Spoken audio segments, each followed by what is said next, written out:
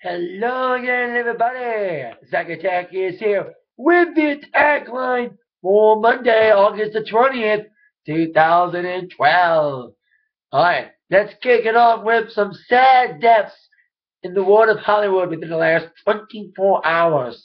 Starting last night with the tragic death of film director Tony Scott, who died in Los Angeles last night when he jumped off a bridge. The famous film director from Britain, known for several films like Top Gun, Man on Fire, Empire State, Beverly Hills Cop 2, his most recent movie, Unstoppable, jumped off a bridge this past Sunday night, and apparently a suicide note was left. But that was coming out of last night, and today it came out that apparently Tony Scott had a non-curable, non-operable cancer. So that's why he apparently wanted to kill himself without having the cancer killing him first, apparently. So there you go with the first tragic death of the week. Of course, they're doing a full-on autopsy, though, to make sure that the cancer was a part of it, besides the whole suicide thing. And a lot of people sending out the condolences, including Tom Cruise. And also sending out the best wishes today for the death of comedy legend Phyllis Diller, a comedy legend who many people like me, 90s kids, knew her as the voice of Aunt Mitzi in a couple episodes of A.R. Died at the age of 95 today. It was found in a bed in the affluent Brentwood section of LA by her son Perry, who had come to visit her, her manager said. According to her manager, she said she had a smile on her face, as you'd expect. Joan Rivers sent out a Twitter page. Phyllis Diller was the last from an era that insisted a woman had to look funny in order to be funny. Of course, she had a recognizable persona. I didn't see much of her stuff, but indeed, there was a sad couple of days. My thoughts and prayers go out to the families of Tony Scott and Phyllis Diller at this very sad time for both their families and friends at this time. Now on with your number one movie of the week, Ken. Well, it was only a 1 week wonder for last week's number one movie, The Bourne Legacy, getting kicked up by The Expendables 2, the movie sequel based on the movie with a lot of old action heroes, Stallone, Willis, Schwarzenegger, made a dismal $30 million at the box office, released $28 million, bombing at the, not bombing, loses.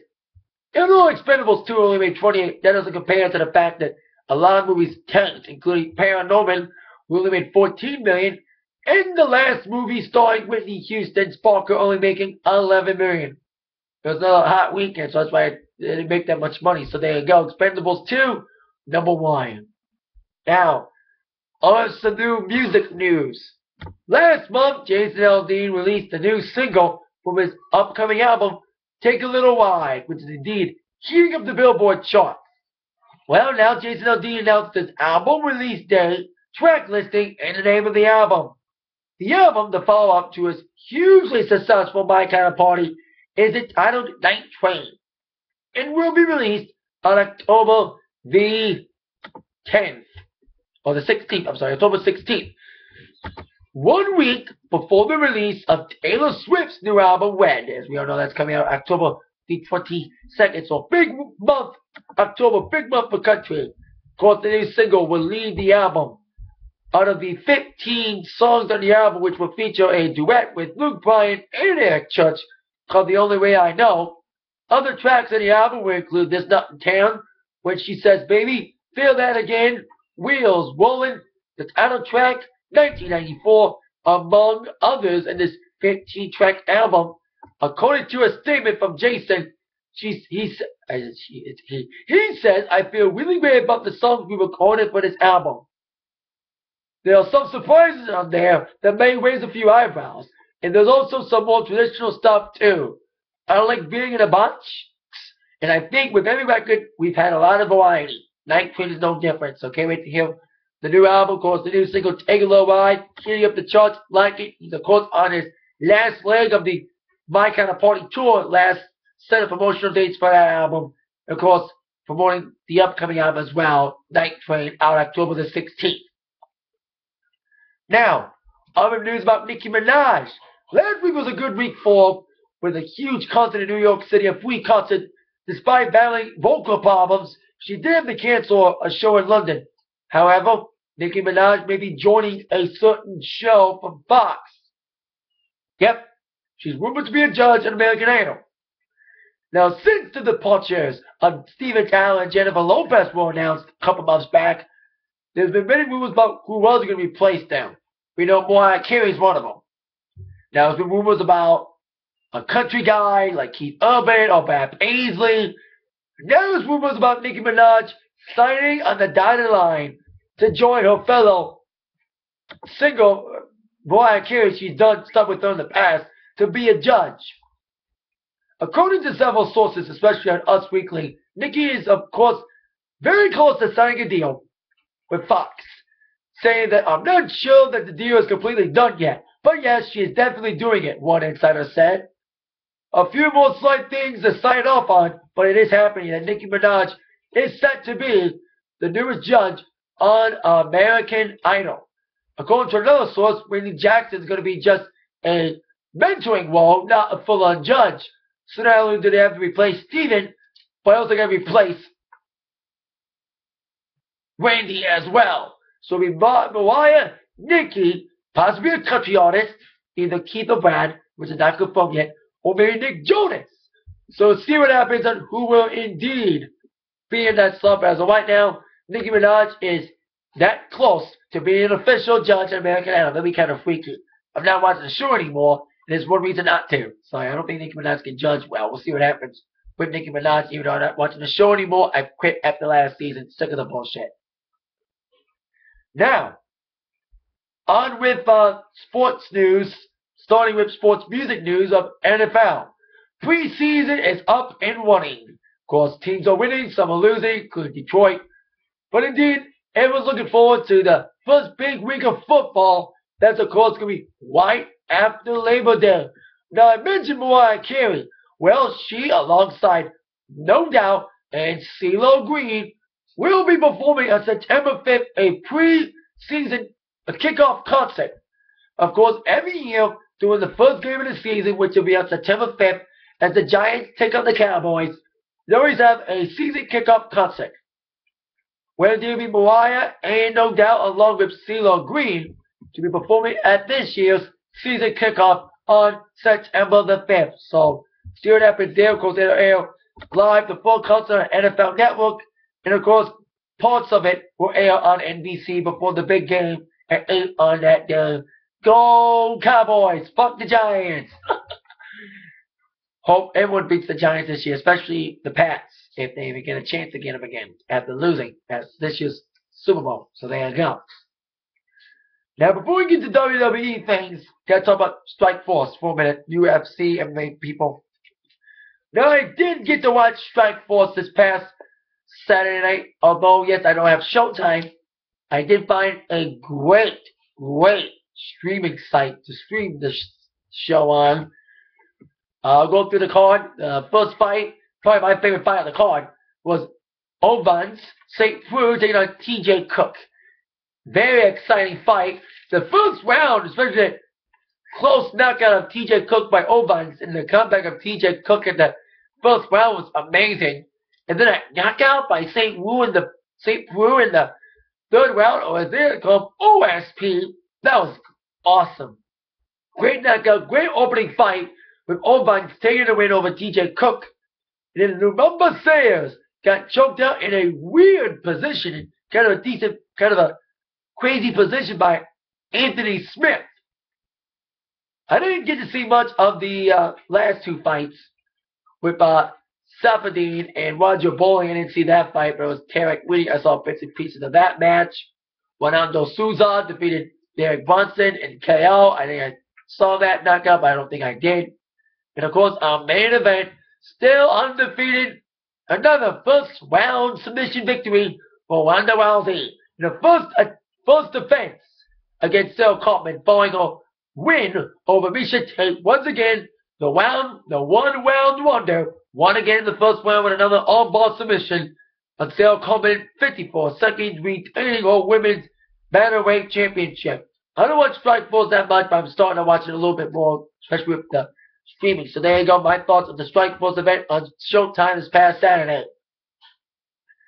Now, before I get to Raw, got some aftermath from SummerSlam. Now, here are some things coming out of SummerSlam.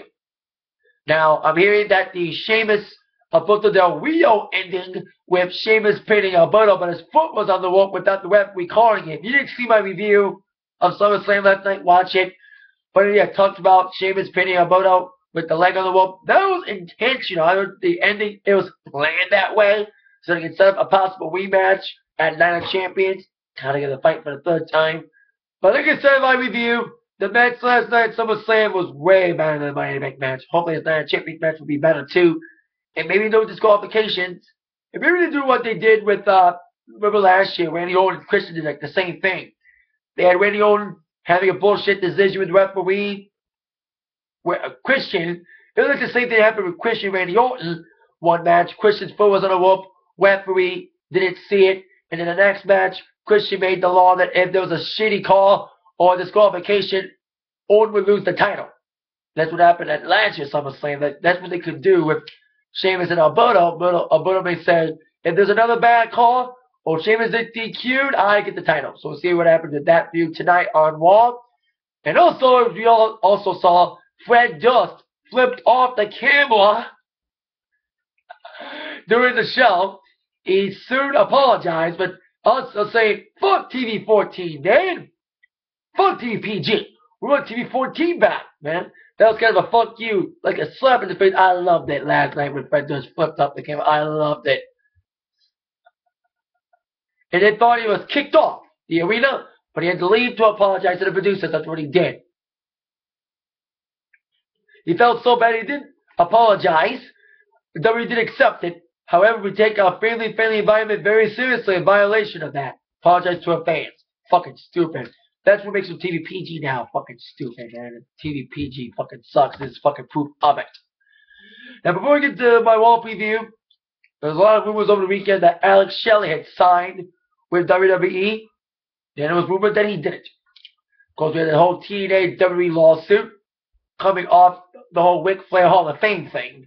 That's what having a lawsuit going on. So there's been rumors about a lot of people leaving TNA and WWE. They're saying that Alex Shelley may be going to WWE. It's not official yet. Also, Matt Morgan may be leaving. He posted a cryptic photo about going back to WWE. So we'll see if any one of these guys, Alex or Matt, end up at WWE. But we'll see in the next couple weeks and months to come. But now on to our Raw preview for tonight. They officially dropped the Super Show. It's just Raw now again. Of course, the aftermath of SummerSlam. Now I got top five full questions to answer tonight. Question number 5. I mentioned it already. What happened between Sheamus and Alberto? I mentioned what happened about Sheamus getting the pin on Alberto last night in a decent matchup. More exciting than Money in the Bank. But indeed, Alberto had his foot on the wall. So indeed, they may make another match tonight. We'll see what happens in that feud tonight if they talk about it. Question number 4. Will Ziggler ask for a rematch against Jericho? Now, Jericho and Dolph Ziggler's match at SummerSlam was a match I thought it was going to be very exciting back and forth, but Jericho won. I was like, why is Jericho winning if he's leaving this week? Well, I predicted on my review last night, I predicted that Ziggler may ask for a rematch tonight, but there's rumors that Ziggler will be asking for it. So we'll see if the rematch takes place tonight. It has Ziggler winning, and of course, it'll be Jericho's last night on Raw until who knows when, because of course, as we all know, he's touring with Fozzy, promoting the new album, which as I heard was like the album of the week from Revolver magazine. Question number 3, I mentioned about Sheamus and Alberto being made for Night of Champions, but besides that, any matches besides that will be announced for Night of Champions. Coming off of pay-per-view, they may not announce matches for pay-per-view quickly right after a pay-per-view. Maybe they announce anything till next week, but especially the whole Sheamus Alberto thing. and the ending involving Cena and Punk, which I'll get to in a moment as well. Those matches may be made either tonight or next week as well, so we'll see if any matches do get named tonight. Question number 2 will happen between John Cena and CM Punk. Now, last night the triple threat match had a kind of a weird ending, with of course the double submission by Cena and Punk on Big Show, but then ended up with Cena giving Big Show the FU, but Punk pushed Cena and stole the victory. Spotlight on him again, retaining the WWE Championship. Guessing Cena may ask for a one-on-one match against Punk and Night of Champions. So that's my predictions. Punk, Cena, and Night of Champions. Sheamus and Alberto are Night of Champions. That's my predictions. Will they be made tonight or next week? We'll see. And question number 1. We'll have with Brock Lesnar, Triple H, and Shawn Michaels. As you know, Brock Lesnar had a boring main event last night. Despite my thoughts on the match, Brock Lesnar gave the victory over Triple H in the Kimura lock. We stepped trying to bring Lesnar's comeback trail up and running after going off the tracks, but I think a lot of people agree, and I'll say it too. Cena and Lesnar kicked the fuck out of this match. Cena and Lesnar was at least better because it was better action. At least Lesnar looked more dominant over Cena than in this boring match. It was just nothing. Just punches and kicks, just boring. Just stood there and did nothing. This match last night with Triple H and Lesnar, we didn't see my review. It was a stupid match. But Lesnar won, and Lesnar will kick off Raw tonight with Paul Heyman. I'm also hearing Shawn Michaels will be there wanting revenge after missing SummerSlam last night with his injured arm. We'll see what happens with Shawn, Brock, and all that happened with the SummerSlam aftermath tonight at 8/7 Central on USA Network. That is it for the Atakline for today. See you all later for my review tonight. Then bye. We have been attacked by the news from Zach. Thank you very much. Thank you for watching. See you later.